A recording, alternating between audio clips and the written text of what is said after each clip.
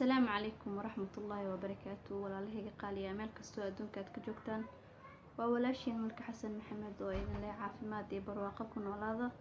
inta xanuunsan Ilaahay subxaanahu wa ta'aala ha caafiyo, inta caafimaad qabtan Ilaahay subxaanahu wa ta'aala ha u ziyaadiyo. maanta waxaan idin wadaa qiso aad cajiib u ah. qisadana waxay ku dhacday hooyo markeedii ugu horeysay ku dhalatay si mucjiso ah.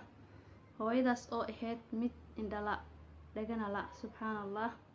hooyadii markii ay dhalatay ee qangaartay aabaheed wuxuu go'aan ku gaaray inuu ku daro wiil adeer u yahay ayuuna ku daray. wiilkii markii uu ku daray odaygii 6 bilood markii ka soo wareegatay wuu geeriyooday. wiilkii ayaa wuxuu go'aansaday inuu furo gabadhii hooyadeed ayuuna u imaaday wuxuuna ku dhahay waxaan furayaa gabadhaada. hooyadii ayaa waxay ku dhahday ma ilowday ducadii uu adeerka kaaga tagay. wiilkii ayaa wuxuu ku dhahay adeerkee wuu dhintay, mana rabo qof aniga ii baahan oo mar walba inaan caabiyo u baahan inaan la noolaado. gabadhin halkii ayuu ku furay wiilkii. gabadhii 6 bilood uur ayay lahayd, kadib waxay dhashay wiil. hooyadeed ayaa usoo qaraabi jirtay. muddo badan kadib hooyadii ayadana way geeriyootay, ayadoo ugu dardaarmi jirtay inay wiilkeeda cidna iska siinin ee ayada haysato. wiilkii markii uu xoogaa 5 sano gaaray ayaa ninkii reerihiisa waxay ku dhaheen wiilkaaga ayaa meelaha lala taagan yahay oo lagu dabarsanaa ee mustaqbal dara inteeda kaaga dhicin wiilkaaga ka soo kaxaysa naagtaas. wixii la tashkiiliyay ninkii uu soo baxay wuxuuna u imaaday gabadhii miskiinta ahayd wuxuuna ku dhahay waxaan doonayaa inaan ka kaxaysto wiilkayga. gabadhii laakiin wuu ka fujin waayay wiilkii. ugu dambeyn wuxuu geeyay ilaa heer maxkamadeed. gabadhii maxkamadda markii la geeyay daaciga wuxuu dhageystay markii ugu horeeyay ninkii markuu dhageystay hadalkiis kadib ayaa wuxuu ku dhahay adigana hadal. gabadhii afka ayay furatay oo aad ayay u ooysay, waxayna ku tiri maxaan ku hadlaa, hooyadee waxay igula dardaarantay inaan wiilkayga cidna siinin, waa indhahayga waana dhagahayga. ayadoo cod zaa'id ay ku qaylinayso oona muujinaysa inaan la maqlayninna u maleyso. daacigii ayaa wuxuu ku dhahay qof dhintay dardaarankiisa ayaan oofinaynaa ee cidna lama siin doono wiilkaaga, adigaana ka xiisanaysid. sidii ayaana gabadhii lagu soo siiyay wiilkeeda. kadib gurigee kusoo noqotay 10 sano kadib waxay damacday inay geyso meel waxbarasho.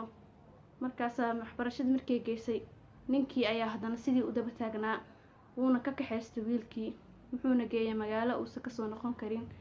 maamadii ayaa isku dhex yaacday kadib wadooyinka inay dhex martay ee dhahdo wiilkayga ii raadiya cod qayli ah. nin ducaada xaafadda ka mid ahaa ayaa wuxuu go'aan ku gaaray inuu maamadaas garab siiyo. telefishin ayuuna geeyay, sidaas ayayna codkeedii ku baahisay. kadibna waxaa arkay wiilkeedii oo meel waxbarasho joogo. dadkii ayuu wareystay wuxuuna ku dhahay maamadaas halkee joogtaa.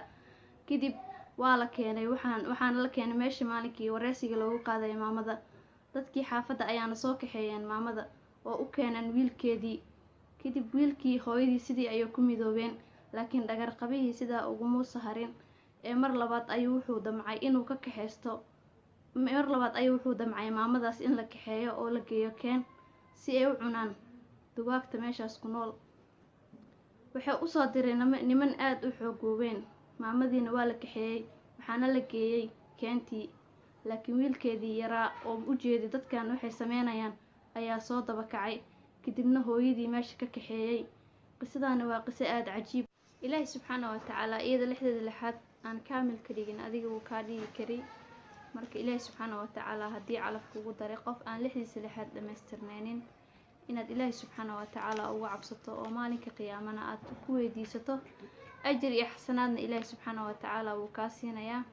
ragana waxaan kula dardaarmayaa haddii qofkan dumarka ah kala tagtiin oo ilaahay subxaanahu wa ta'aala calafkiina intaan kusoo ekeysiiyo in aad ilmaha ku arqaladeenin waxaad u awoodidna aad siisid.